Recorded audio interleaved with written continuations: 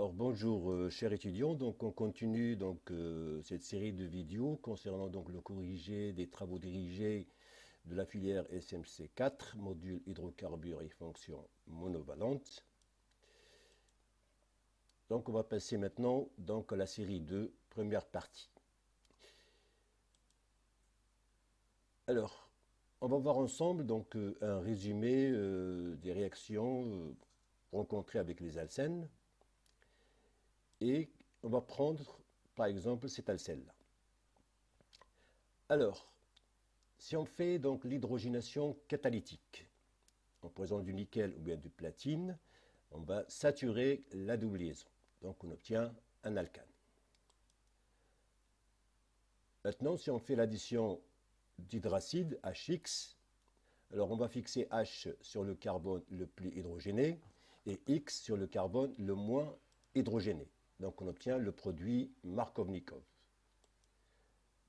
Maintenant, si on fait toujours l'addition du HX, mais en présence de peroxyde, donc on aura une réaction d'addition donc radicalaire, et on va obtenir le produit anti-Markovnikov, c'est-à-dire H sur le carbone le moins hydrogéné et X sur le carbone le plus hydrogéné. L'addition du X2. L'addition du X2, donc on va fixer X sur chaque carbone, donc on obtient un dérivé dihalogéné.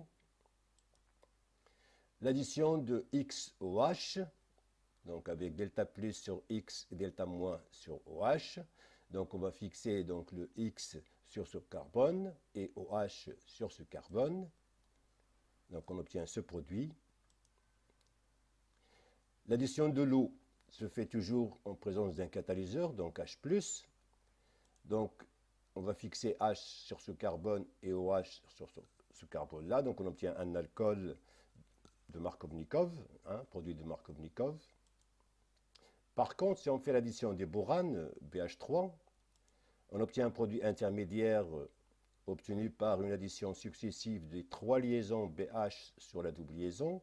Donc on obtient un trialkyle borane. Et si on traite ce trialkyle borane par l'acide acétique, on remplace B par H, ça revient à une hydrogénation. Par contre, si on traite ce trialkyle borane par l'eau oxygénée en milieu basique, on remplace le B par OH et on obtient un alcool anti-Markovnikov. Maintenant, on va voir les réactions d'oxydation rencontrées donc avec les alcènes.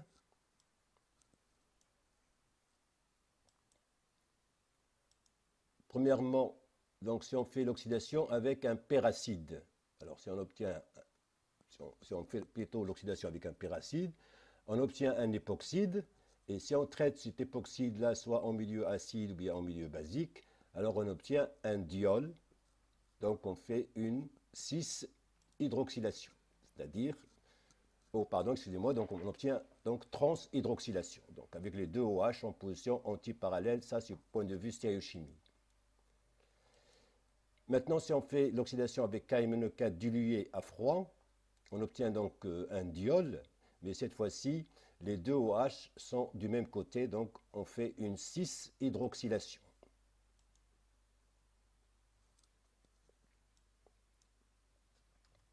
Alors maintenant, si on fait l'oxydation avec KMNO4 concentré à chaud, donc là on fait une oxydation brutale, et donc on coupe donc, cette double liaison-là, donc on obtient un aldéhyde et le méthanal. L'aldéhyde s'oxyde en donnant l'acide carboxylique et le méthanal s'oxyde en donnant l'acide méthanoïque, ensuite l'acide carbonique qui se décompose en CO2 et H2O. L'ozonolyse. Alors l'ozonolyse, si on fait l'ozonolyse suivie d'hydrolyse en présence du zinc, alors là on fait l'hydrolyse dans des conditions réductrices, on peut s'arrêter donc au stade de l'aldéhyde.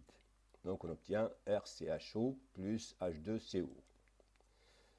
Par contre, si on fait l'ozonolyse suivie d'hydrolyse, alors l'oxydation conduit donc la même chose qu'avec KMNO4 concentré à chaud, c'est-à-dire que l'aldéhyde va s'oxyder en acide carboxylique, cet aldéhyde, et cet aldéhyde-là, donc il va donner l'acide méthanoïque, ensuite l'acide carbonique et un dégagement gazeux.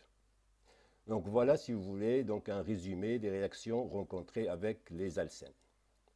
Alors passons maintenant donc à la série.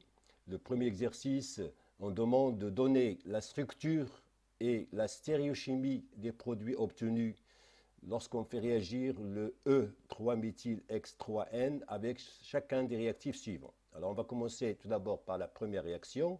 Donc on part du E3-méthylX3N.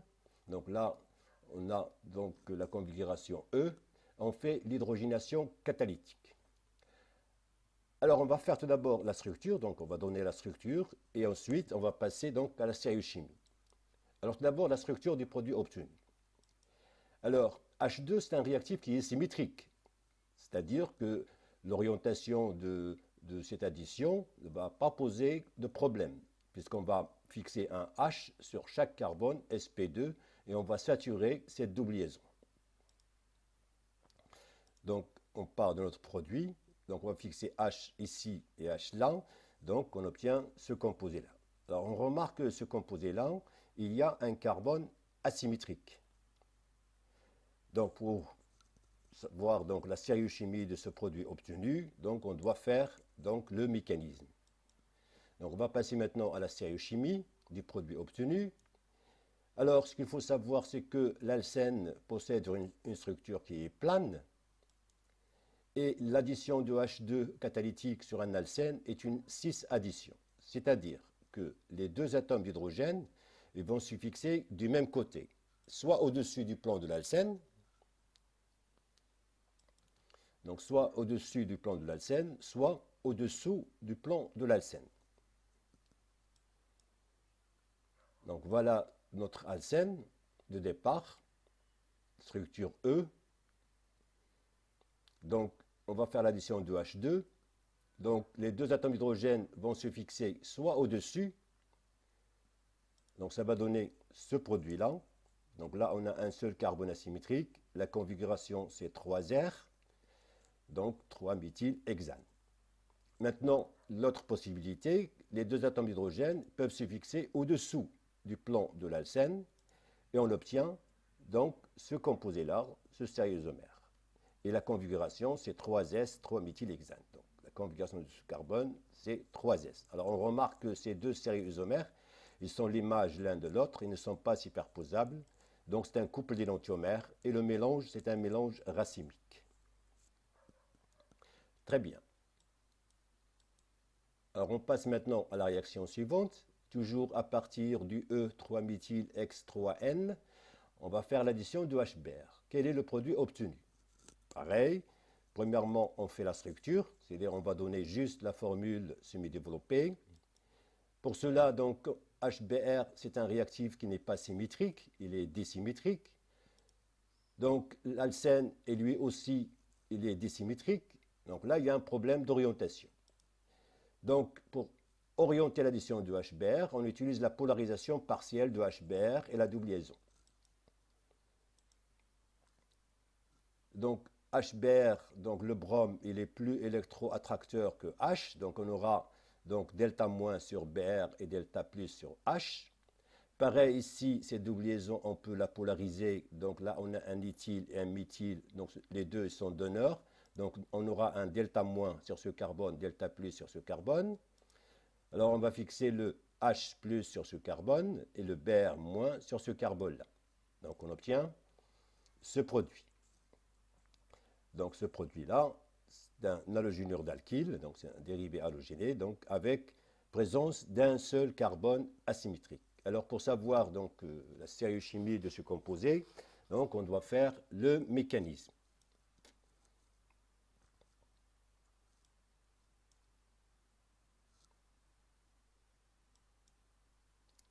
Alors stéréochimie du produit obtenu. L'addition ionique de HBr sur un alcène est une addition électrophile. Ça veut dire quoi une addition électrophile? Ça veut dire que la première étape, c'est la fixation de H+, avec formation du carbocation le plus stable. Donc c'est une réaction qui s'effectue en deux étapes. La première étape, donc attaque électrophile de H+, et formation du carbocation le plus stable.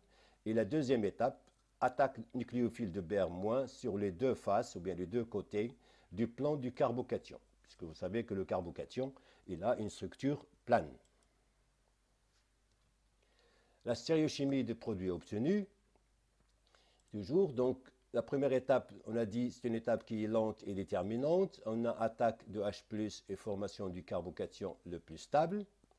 Donc on va fixer H sur l'un des deux carbones pour avoir le carbocation le plus stable. Et le carbocation le plus stable, c'est ce carbone-là. Donc on va fixer H ici. Voilà. Donc on obtient un carbocation tertiaire qui est plus stable, avec une structure plane de ce carbocation. Donc ça, c'est la première étape. La deuxième étape, l'attaque de Br- sur les deux côtés du plan du carbocation. Donc voilà notre carbocation. Le Br- il peut attaquer soit au-dessus du plan du carbocation, soit au-dessous du plan du carbocation. Donc s'il attaque au-dessus, donc on obtient ce composé-là. La configuration, c'est 3S. Ou bien il peut attaquer au-dessous du plan du carbocation et on obtient ce composé-là, 3R.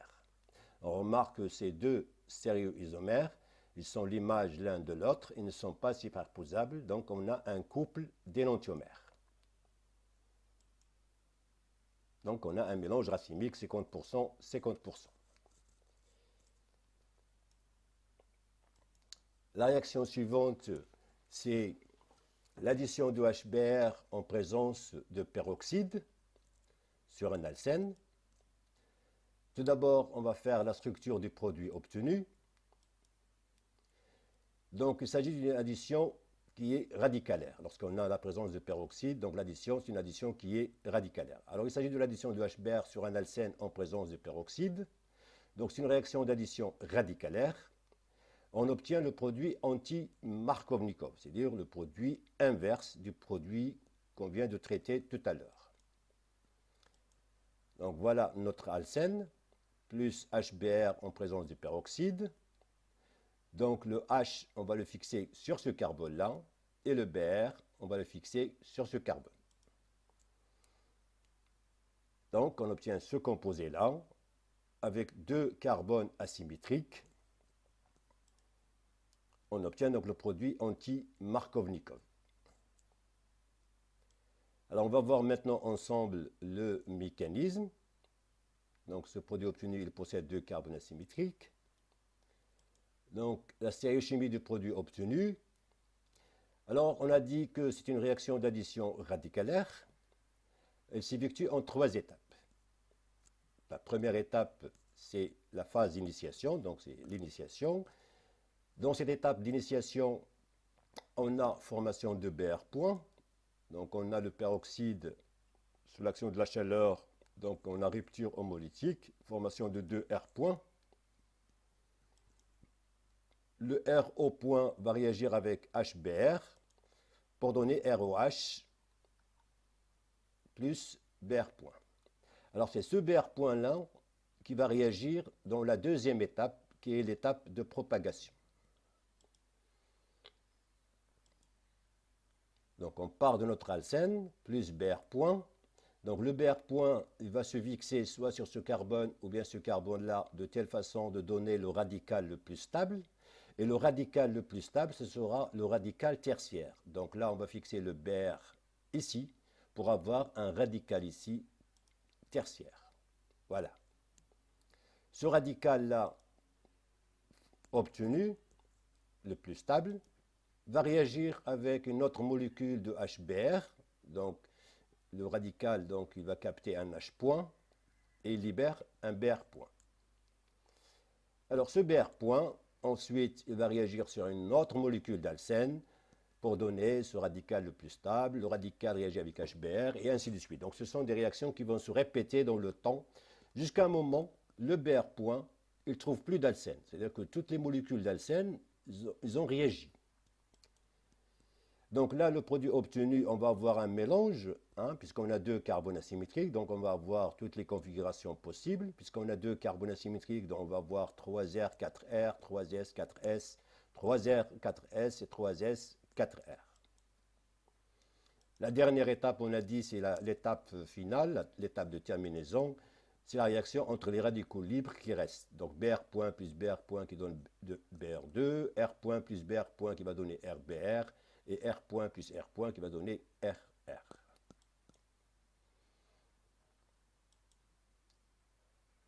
La réaction suivante, donc on donne l'alcène, le E, toujours 3-méthyl-X3N, sur lequel on va faire l'addition de l'eau en milieu acide. Alors quel est le produit qu'on va obtenir? Très bien. Alors, on va faire tout d'abord la structure et ensuite, la même chose, donc on va faire par la suite la stéréochimie. Alors, il s'agit de l'addition de l'eau sur un alcène en présence de H+. Alors, H+ va jouer le rôle de catalyseur, c'est-à-dire il va réagir au début, on va le récupérer à la fin. Donc, c'est une réaction d'addition catalysée par H+. On obtient un alcool de Markovnikov. Alors, voilà notre alcène et voilà donc notre molécule d'eau. Alors, on va polariser partiellement notre alcène, puisque notre alcène n'est pas symétrique, il est dissymétrique. Donc là, les éthyle et méthyle, ce sont des groupements d'honneur. Donc, ce carbone sera riche en électrons et ce carbone sera pauvre en électrons. Pareil que la molécule d'eau, on peut la polariser si vous voulez delta plus, delta moins. Donc le H+, on va le fixer ici, et le H-, si vous voulez, on va le fixer là. Donc ça, c'est juste pour orienter l'addition de la molécule d'eau. Donc on obtient un alcool de Markovnikov. Le produit obtenu possède un seul carbone asymétrique. Alors pour savoir la stéréochimie de ce produit-là, donc on va faire le mécanisme.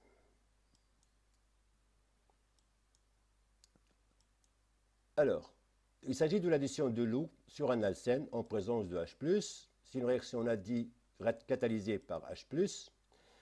Elle s'effectue en 3 étapes. C'est l'addition de H2O va s'effectuer en 3 étapes. La première étape, c'est la protonation de la double liaison, c'est-à-dire attaque de H+, et formation du carbocation le plus stable. Donc on part de notre alcène, donc c'est une réaction qui est équilibrée. Donc le H+ va se fixer sur la double liaison, soit sur ce carbone ou bien ce carbone, pour donner le carbocation le plus stable. Le carbocation le plus stable, c'est ce carbone-là, tertiaire, donc H, on va le fixer sur ce carbone. Ça, c'est la première étape. Deuxième étape, attaque de la molécule d'eau sur les deux faces, ou bien les deux côtés du plan du carbocation. Alors, la molécule d'eau va jouer le rôle ici de nucléophile. Donc, voilà votre carbocation, qui a une structure plane.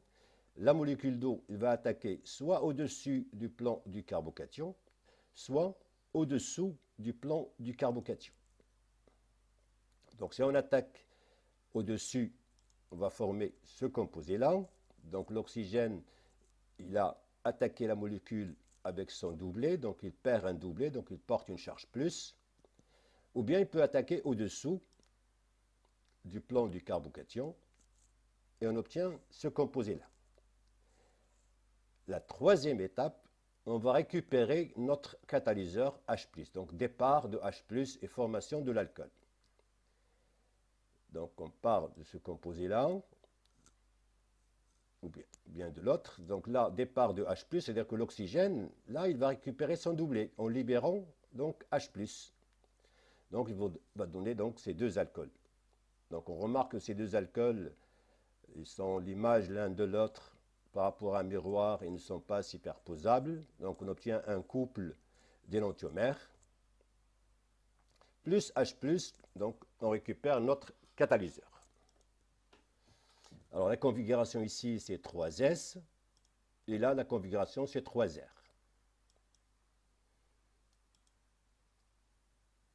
Alors maintenant, quel est le produit obtenu et sa stéréochimie lorsqu'on fait réagir les boranes suivis d'hydrolyse en présence de H2O2 ou H-. Alors, on fait tout d'abord la structure, pareil, et après la stéréochimie. Alors la structure. Alors il s'agit de l'addition des boranes, donc BH3 existe sous forme de dimère B2H6, donc le réactif c'est BH3, sur un alcène suivi d'action de H2O2 au milieu basique.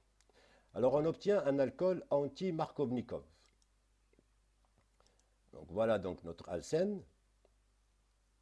Alors là, on va faire l'addition successive des 3 liaisons de BH sur la double liaison. Alors là, il faut faire attention. Le bord, il est moins électronégatif que l'hydrogène. Donc là, on aura delta moins sur H et delta plus sur B. Ça veut dire le H moins, on va le fixer sur ce carbone et le BH2+ sur ce carbone-là. Très bien. Donc après hydrolyse, donc on obtient donc cet alcool anti-Markovnikov avec 2 carbones asymétriques. Alors, pour savoir donc la stéréochimie du produit obtenu, donc on va faire le mécanisme.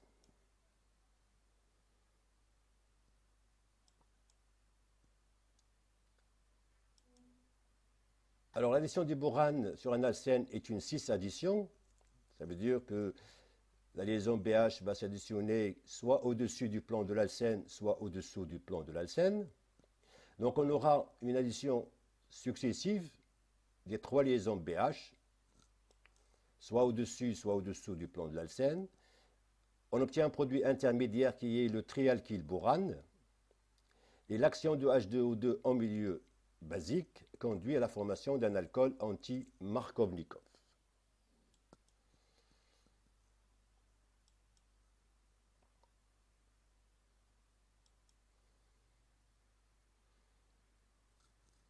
Voilà, donc on part de notre alcène avec la structure E. Donc là, c'est le BH3, le borane. Donc on va polariser partiellement la liaison BH. Le bord, il est moins électronégatif que l'hydrogène. Donc delta plus sur B, delta moins sur H. L'alcène, pareil, delta plus sur ce carbone, delta moins sur ce carbone, puisque là, les deux subtions-là, ils sont donneurs. Donc ce carbone sera riche en électrons et ce carbone pauvre en électrons. Donc le H-, on va le fixer sur ce carbone et le B sur ce carbone. Voilà, donc soit au-dessus du plan de l'alcène, donc on obtient ce trialkylborane, ou bien on fait l'addition au-dessous du plan de l'alcène, et on obtient ce trialkylborane. Donc là, c'est une addition successive des 3 liaisons BH. Donc on passe par ce produit-là intermédiaire. C'est ce qu'on appelle donc les trialkylboranes. L'étape suivante, donc on va traiter ces trialkylboranes avec l'eau oxygénée en milieu basique. Donc on va remplacer le bord par OH. Donc on obtient ce composé-là avec la configuration 3R4S.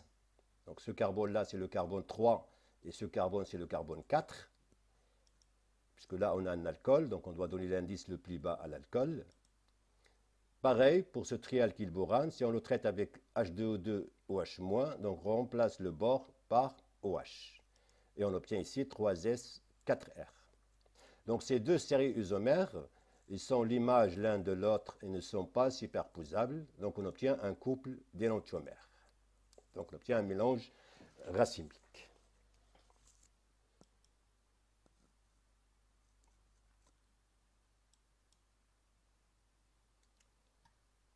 Maintenant, si on fait l'addition de Br2, des halogènes, donc si on fait une réaction d'halogénation sur un alcène, quel est le produit qu'on va obtenir et quelle est sa stéréochimie? Alors, on va commencer tout d'abord par la structure, donc on va donner la formule semi-développée et par la suite, on va détailler la stéréochimie. Alors, il s'agit d'une addition de Br2 sur un alcène. Donc Br2, c'est un réactif qui est symétrique, donc aucun problème pour l'orientation de l'addition. Ça veut dire qu'on va fixer Br sur ce carbone et Br sur ce carbone-là. Et on va saturer donc la double liaison. Donc on va obtenir un dérivé dibromé. Donc voilà notre alcène, Br2. On fixe brome ici, un brome là. Donc on obtient un dérivé dibromé. On remarque que ce composé-là possède 2 carbones asymétriques. Donc, pour savoir la stéréochimie, donc on doit faire le mécanisme.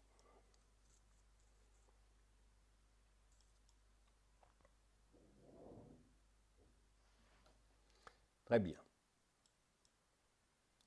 Alors, la stéréochimie des produits obtenus. L'addition de Br2 sur un alcène est une transaddition.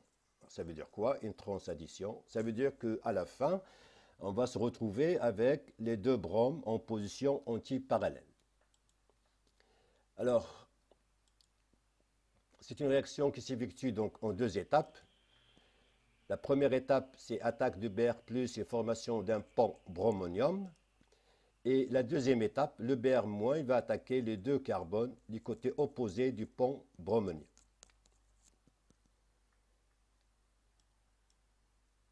Donc c'est une réaction qui est stéréospécifique. Alors ça veut dire quoi stéréospécifique? Ça veut dire si on part du E, on va obtenir par exemple des stéréoisomères avec des configurations bien définies. Si on part de Z, on va obtenir d'autres stéréoisomères. Très bien. Donc stéréospécifique, car on obtient des dérivés différents à partir de Z ou bien de E.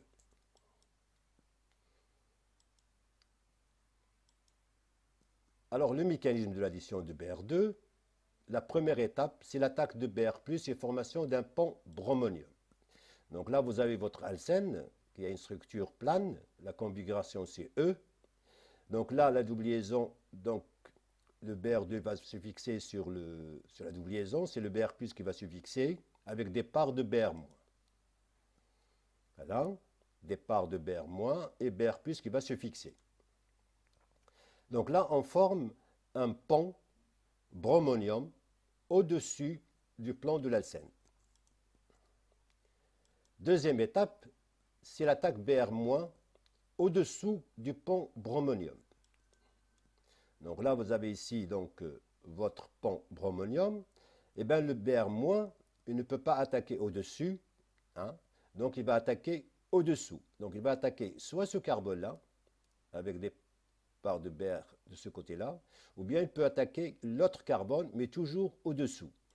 Donc première possibilité, donc il attaque ce carbone et le Br+ qui va récupérer ce doublé, donc on obtient ce composé-là. Donc remarquez là, les deux bromes, ils sont en position anti-parallèle. Donc là, on a bien deux carbones asymétriques. Ou bien le Br-, il peut attaquer, cette fois-ci, l'autre carbone et le Br+ qui va récupérer ce doublé. Donc on obtient ces deux composés-là. Hein. Donc là, les deux bromes ici donc, sont en position antiparallèle. Donc vous avez ici la configuration 3s, 4r. Donc ils sont l'image l'un de l'autre, ils ne sont pas superposables. Donc on a bien un couple d'énantiomères.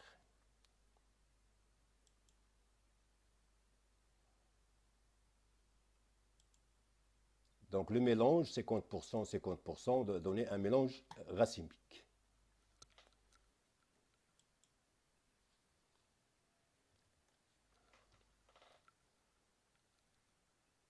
Voilà, ainsi prend fin donc cet exercice. On se retrouve dans la vidéo suivante.